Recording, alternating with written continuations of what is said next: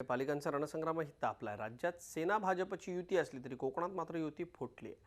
होऊ घातलेल्या रत्नागिरी नगर परिषद निवडणुकीत शिवसेना भाजपने स्वतंत्र चूल मांडली। दोन्ही पक्षांनी नगराध्यक्ष पदाकरता आपला उमेदवार दिला, त्यामुळे कोकणात आता राजकीय फटाके जोरदार फुटतायत।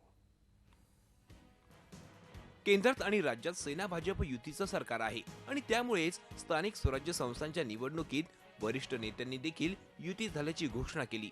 मात्र तळागाळात युतीबाबतचं चित्र वेगळंच पाहायला मिळतंय, कारण शिवसेना आणि भाजप यांचं स्थानिक पातळीवर मनोमिलन झालं नसल्याचं चित्र पुन्हा एकदा समोर आलंय। नुकत्याच होऊ घातलेल्या रत्नागिरी नगर परिषद निवडणुकीत भाजपनं एकला चलोचा नारा देत स्वतंत्र निवडणूक लढवण्याचा निर्णय घेतलाय।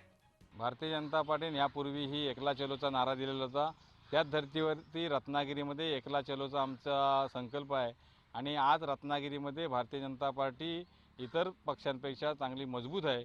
तर दुसरीकडे शिवसेना पक्षप्रमुख उद्धव ठाकरे यांनी राज्यभरात युतीचे आदेश दिले असताना देखील रत्नागिरीत सेना भाजपमध्ये युती झालेली नाही। भाजपच्या विरोधात रत्नागिरीत शिवसेनेनं दंड थोपटलेत। शिवसेनेनं देखील आपला उमेदवार दिलाय।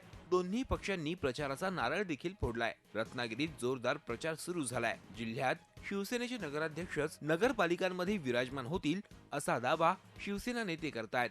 या ठिकाणी या संपूर्ण जिल्ह्यावरती शिवसेनेचं प्राबल्य आहे, तर शिवसेनेचे नगराध्यक्ष आणि शिवसेने नगरसेवक बसतील हे आपल्याला मी सांगू इच्छितो। राज्यात युतीचे आदेश असताना देखील रत्नागिरीत शिवसेना भाजपनं स्वतंत्र चूल मांडली आहे। कोकणात शिवसेनेचं वर्चस्व असलं तरी भाजप हळूहळू का होईना जिल्ह्यात हातपाय पसरतोय। या दोघांच्या वादात कुचंबना होतीये ती स्थानिक पातळीवर काम करणाऱ्या कार्यकर्त्यांची। प्रणव पोळेकर, झी मीडिया, रत्नागिरी। झी 24 तास रहा एक पाऊल पुढे।